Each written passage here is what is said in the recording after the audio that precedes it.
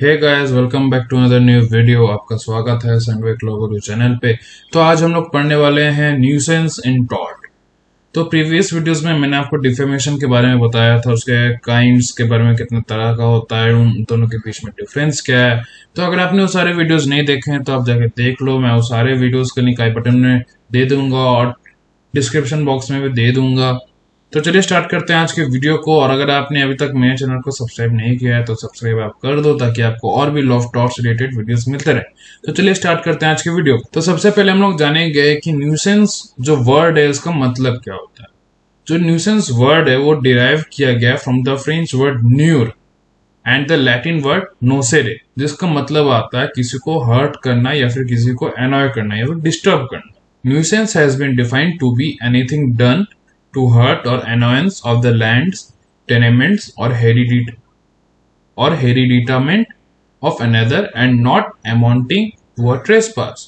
इसका मतलब ये आता है कि आप किसी को हर्ट कर रहे हो या फिर किसी को एनॉय कर रहे हो, उसका मतलब आता है न्यूसेंस। या किसी के लैंड पे जाके आप उसको एनॉय कर रहे हो या फिर डिस्टर्ब कर रहे हो, या फिर जिससे उस पर्टिकुलर या फिर सर्टेन आदमी को डिस्टर्बेंस हो रहा है, वो चीज न्यूसेंस होता है। बट वो ट्रेसपास नहीं होना चाहिए। ट्रेसपास अलग पार्ट हो जाता है। आप दूसरे के लैंड में इंटरफेयर अगर कर दो, अगर आप दूसरे लैंड में चले जाओगे आप without his consent, then you will amount to trespass. But अगर उसके लैंड पे बिना गए आप उसको डिस्टर्ब कर रहे हो, that will be nuisance. Nuisance जो है कंटिन्यूइंग रॉन्ग है।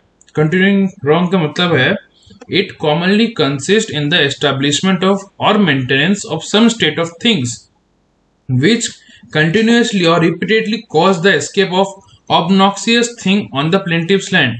obnoxious thing का मतलब आपका यहाँ पे आता है कि कोई केमिकल हो, कोई भी केमिकल्स आप समझ सकते हो, या फिर कोई धुआं हो, स्मोक हो, जो दूसरे के जो सफरिंग पार्टी है, मतलब डिफेंडेंट्स ए और बी सपोजिटली आप मान लो। ए का जो लैंड है वहां पे एक फैक्ट्री है, फैक्ट्री से सारा धुआं या फिर केमिकल्स जो है जो निकल रहा है, वो सारा धुआं बी के प्रॉपर्टी लैंड के पास जा रहा है। उसके जो कपड़ा वो सुखाने डाला है वो सब खराब हो जा रहा है। तो ये इस केस में वो न्यूसेंस होगा, ट्रेसपास नहीं होगा, क्योंकि यहाँ पर जो धुआं है वो जाके उसको डिस्टर्ब कर रहा है, और ना ही डिफेंडेंट जो है, जो जिसका फैक्ट्री है, वो पर्टिकुलरली वो आदमी दूसरे के लैंड में जा नहीं रहा है।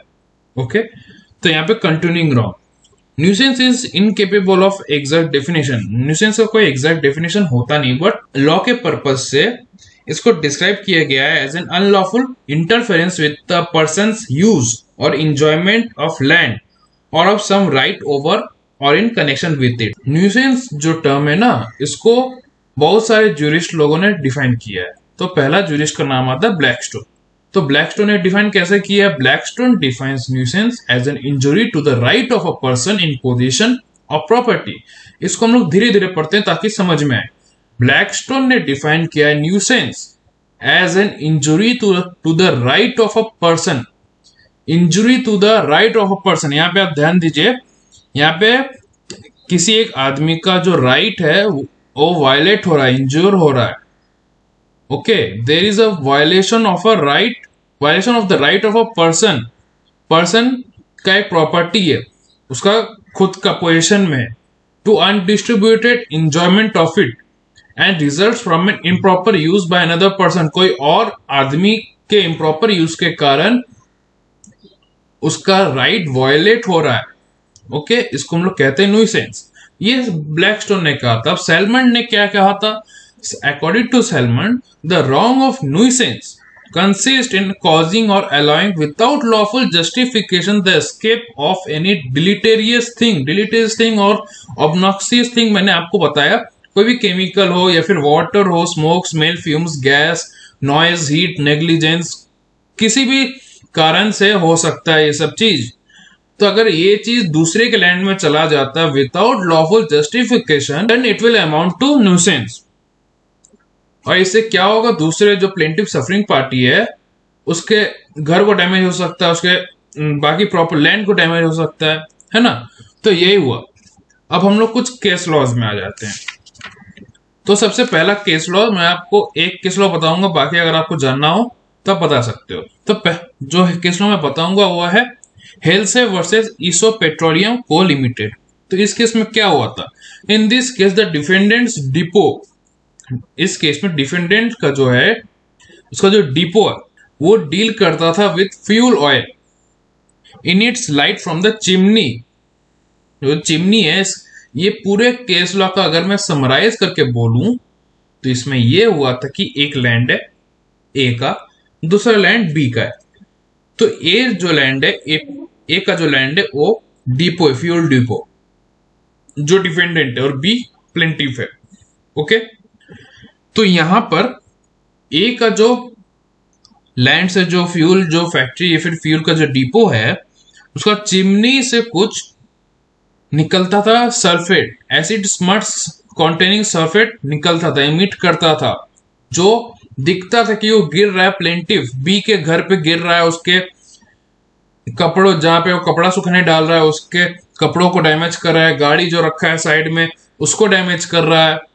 तो उससे जो प्लेंटिफ है, जो बी है, उसको बहुत लॉस हो रहा था। तो उसने एक एक्शन फाइल किया अगेंस्ट ए। जो डिफेंडेंट जो था वो लायबल ठहराया गया to the plaintiff in respect of emission of acid, smuts, noise and smell.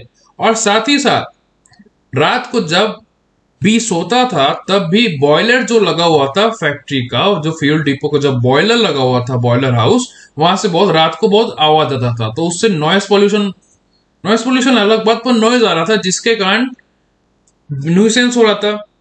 Nuisance के कारण बी को प्रॉब्लम हो रहा था, और वो न्यूसेंस जो था वो एनॉय कर रहा था, वो आवाज जो था वो एनॉय कर रहा था बी को।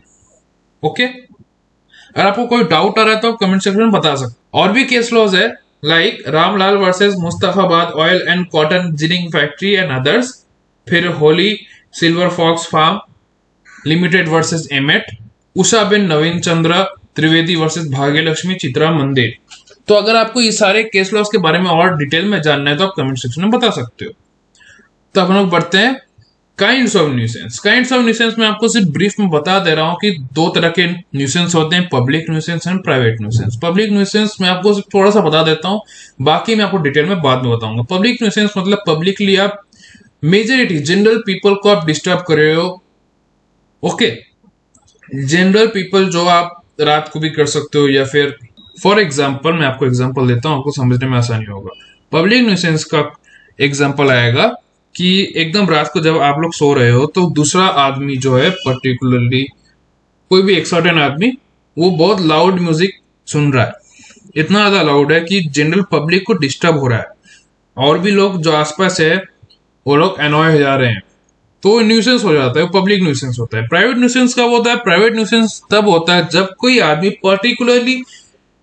पर्टिकुलर आदमी को डिस्टर्ब करने के लिए सर्टेन एक्ट करता है, तो उसको हम लोग कहते हैं प्राइवेट न्यूसेंस। नेक्स्ट वीडियोस में मैं आपको public nuisance and private nuisance के बारे में बताऊंगा। तो आज का वीडियो मैं यहीं पे एंड करता हूं। अगर आपको वीडियो अच्छा लगे तो लाइक कीजिए, शेयर कीजिए, सब्सक्राइब करना मत भूलिए, ताकि आपको और भी लॉ ऑफ टॉर्च से रिलेटेड वीडियोस मिलते रहे। और अगर कोई डाउट आता है तो आप कमेंट सेक्शन में बता सकते हो। और अगर आप लोग क्लैट 2021 दे रहे हो तो आप जरूर दीजिए, मैं उसका क्रैश कोर्स करा रहा हूँ, आप उसका वीडियो जरूर देखिएगा, मैं उसका लिंक आई बटन में दे दूंगा। और साथ ही साथ करंट अफेयर का भी वीडियोस मैं बना रहा हूँ, वो सब वीडियोस भी देखिए, आपको वो सब हेल्प होगा। और भी एग्जाम्स देने में, बैंक का एग्जाम हो, रेलवे एग्जाम हो, क्लैट हो, any exam, any competitive exam, तब तक के लिए बने रहिए मेरे साथ। Thank you.